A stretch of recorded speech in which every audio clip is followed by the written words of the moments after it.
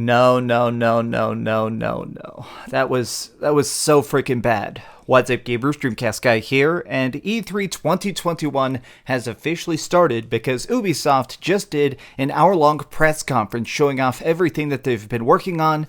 And to be quite honest, the show was a complete dumpster fire. It was slow, it was very boring for the most part, it was filled with subscription services, downloadable content for games that came out years ago, there was ads for television shows. Like, this was just so shockingly terrible that what I want to do is go through all of it. So let's check it out piece by piece, because I took some detailed notes, and let's see which of these games is actually decent, and why this was just such a dumpster fire of a press conference. So they started off with a very long and very in-depth look at Rainbow Six Extraction. This was the project that previously was called Rainbow Six Quarantine. Now, obviously, they had to change the name. I mean, it's a world that was stuck in quarantine. You're going to switch stuff up. Now, in a lot of ways, this game kind of exemplifies the best and worst parts of the show because it just stuck around way too long. So Rainbow Six, it's a game that's kind of tactical shooters. It's about tight controls, character classes, and lots of very realistic military gadgets. They spent the first 20 minutes of the showcase basically doing a full CG trailer introducing this world and all the aliens we're going to be fighting against and all their shape-shifting abilities, and then also simultaneously doing a full gameplay reveal right after it. So it's really weird that they did both. They gave us like a full CG cutscene thing showing us how stuff's going to work, and then also played like a full match. Why not do one or the other? It was weird that this game, even though it did look half decent, and I'm probably going to play it when it comes out, it was weird to see just so much of it during what felt like should have been an early reveal. It felt like introducing Left 4 Dead 3 and then doing a 30-minute gameplay session of it. It's way too much, and it kind of killed the pace of it. But they moved on to definitely one of the weirdest things they showed, which was Rocksmith Plus. So if you've never seen it, this is basically like a more realistic Guitar Hero. You actually plug in a real guitar into it, and then by playing Rocksmith, it teaches you to play the guitar. You play through different songs, different sections of it. It's an educational tool. Well, now there's a thing that's going to be called Rocksmith Plus, where you actually pay a monthly subscription fee to get guitar lessons.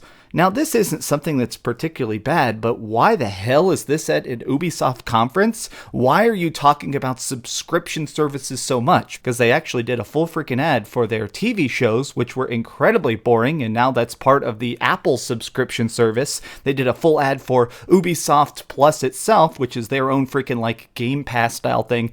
Ubisoft is so obsessed with trying to find a way to get you to just pay into their products again and again and again. Ubisoft, more than anybody else in the industry, they're the people that don't want you to just pay $60 for the game and play it. They want you to pay $10 and $10 and $10 for the rest of your freaking life. Which brings me to the next game they showed, which was Riders Republic. So the idea behind this is it's like an MMORPG almost of sports games. It's a chance to be in this gigantic open world environment and do things like mountain biking, skiing, snowboarding, and doing all these different activities, or even hang gliding and stuff. And here's the issue with it. We've actually seen Ubisoft do this exact project before, and they practically abandoned it. Does anybody remember Steep? Anybody, please, in the comment section, tell me if you remember Steep. Maybe I dreamed this game, but Ubisoft a couple of years ago did this gigantic game, which is the exact same concept. It was a gigantic digital mountain where you would snowboard or hang glide or freaking parachute on the mountain, and that was the whole gimmick. And you know what? The servers dried up relatively quick, so the idea that they're trying to just do that again, but now this time around in an arid desert environment, I mean, to me, I feel like this is just history repeating themselves. My problem is that in this day and age, people want to have extra stuff on top of it. Part of the reason that GTA Online just sells so much is because GTA Online is shooting, it's deathmatch, it's car races, it's side activities. Taking a game like this that's main element is just the side activities, to me seems like such a recipe for failure.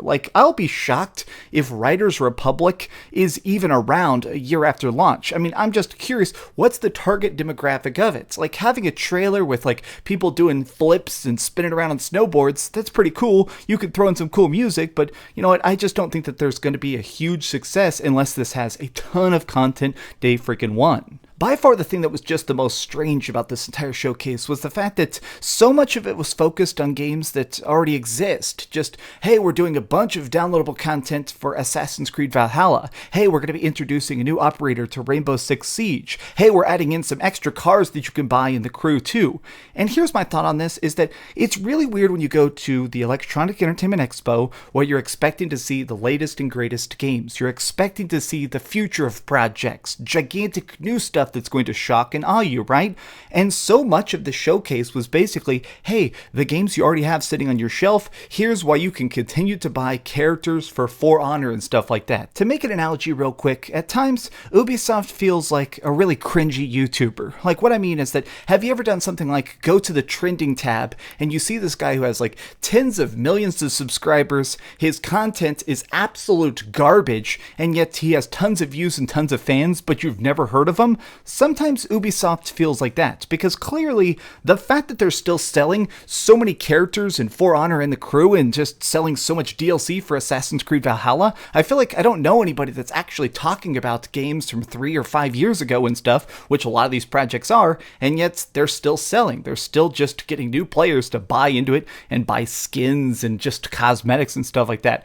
Ubisoft is definitely making a ton of money off this. I mean, clearly, if it wasn't just so profitable, they wouldn't be talking about this add-on content on the main stage, but it also just really dragged the pace of the showcase down to a freaking standstill. Now, this does in fact bring me to the biggest aspect of the showcase that was so incredibly annoying to me, and I'm glad I can just yell about it with you guys, but the fact that they're showing TV commercials for their stupid Ubisoft show Mystic Quest, and also a full movie trailer for some movie they made called Werewolves Within. Why the hell are we seeing media commercials like this during a gaming press conference? Like, this feels like, this reminds me when they show like super long stupid cell phone ads during E3 or something. Like, it drives me freaking nuts, because yes, I realize this is what you guys think people want to see, but my god, does it just murder the pace of an actually decent showcase. Now, let me finish things off with two things that were definitely the positive aspects. They ended this on a strong note. A lot of this freaking hour was a slog. Like, there were huge chunks of this where I literally thought I was going to fall asleep. I'm glad that I have energy drinks next to me, a big freaking pack of energy drinks, because I was literally dozing off at times. But let's talk about the very, very good ending. Far Cry 6 definitely seems fantastic. Like, graphically, it's not very impressive. It's kind of weird that as PlayStation 5 games keep looking better, the fact that Ratchet & Clank is practically photorealistic while being so stylized and cartoonish. It's weird that Far Cry 6 doesn't really look different than Far Cry 5. Like, it's still probably going to be shooting and open world and exploring different towers and uncovering sections of the map. But I don't know if I have a problem with that. I actually think I'm okay with the idea of Far Cry 6 just being Far Cry 5 2.0, because, I mean, Far Cry 5 was already so good. Far Cry 4 was so good. Far Cry 3 was freaking top notch. But the major appeal to me is this new villain, Anton. So the major bad guy this time around is like this weird leader guy who's like almost cult-like. He gives these interesting speeches about my father catching fish and letting them release just for the sport. Like, I'm so endlessly fascinated by the fact that Far Cry just keeps going back to the well and creating new psychopaths that seem so specifically insane. People with so much power, so much influence, and absolutely no heart or morals inside them. I'm definitely buying Far Cry 6. I'm definitely playing that game freaking day one, but they did show a season pass, because this is Ubisoft, and now we realize it's all about monetizing people forever. They already showed off a commercial for the season pass, which seems to have some sort of like weird, twisted version of some sort of like game mode that's going to let us play as previous Far Cry villains. We're going to actually play as Voss and men. I mean, it's very strange that they're bringing back all their characters and now we're going to play as them, but let's see how they actually handle it. I'm probably not going to buy the season pass, because I just, like, usually once I beat a game, it usually takes quite a bit of effort for me to go back and play a game after I've beaten it and start to do all the expansions and downloadable content or something, but I mean, maybe it's just absolutely amazing. Maybe I'll look into it, but I'm probably not going to pre-order the season pass because why pay for content that doesn't exist yet? Now, they ended this on definitely the best game of all. They're making a full-blown sequel to Mario and Rabbids Kingdom Battle. Now, this game is really just surprisingly high quality. When I first played Mario Rabbids Kingdom Battle, like the fact that it's like this tactical RPG set in the Mario world, the fact that it could be so quirky and weird, like I was shocked that it actually managed to work. And this new one, holy heck, the gameplay they showed off for this just already seems fantastic with new weapons, new characters, and most specifically, it looks like this new game, which is called Sparks of Hope. It looks like the idea is it's kind of combining a bunch of elements from Super Mario Galaxy, which I'm completely obsessed with. We're going through space and saving different planets and stuff.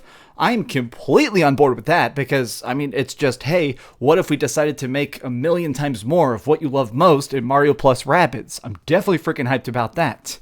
So overall, this showcase was just so strange. Like, what they decided to close it out with was even very just bizarre. They decided to end it with basically a teaser trailer for their next game engine, Snowdrop. Now, Snowdrop has existed for a while, but they keep trying to update it. So a lot of these companies, obviously the idea is that you make games and you make a graphics engine simultaneously. That way you can sell the graphics engine to other studios. It's a way to make like residual money. Well, they ended it with this big display, like a tech demo, showing off how Snowdrop is going to go even more photorealistic, but this time around by showing off an Avatar game.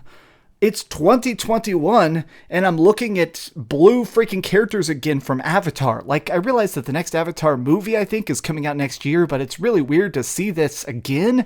I don't know, it's weird to see something that is definitely cutting edge. It's obviously like 8K, 4K, whatever, super great visuals, but it feels retro simultaneously because in my mind, I still associate Avatar as this old school freaking 3D experience from a decade ago. So it's strange and positive at once. If I had to put a score on this, I'd probably give the showcase a 4 out of 10. Rainbow Six does not look terrible. I think that Far Cry 6 is probably going to be super fun, but I'm not subscribing to any of these subscription services. I'm never getting Just Dance 2022, and I'm certainly not going to be getting Ubisoft Plus, and I'm definitely not watching any of these freaking Ubisoft TV shows. But what did you think? Did you have a chance to watch this very cringy press conference? Tell me your thoughts in the comments down below, but do me the biggest favor of all, and keep dreaming. Oh my god, I'm so excited for Mario, and what a great surprise. Like, there were some leaks that we were going to see a new Mario game at the Ubisoft showcase, but more Rabbids? Yes, I'm definitely on board for this. Thanks so much for watching that video. If you want to see something else, you can always click this link to see what I put up last, or, subscribe and see what's coming up next. Also, I promise that whatever I do, it'll try not to suck.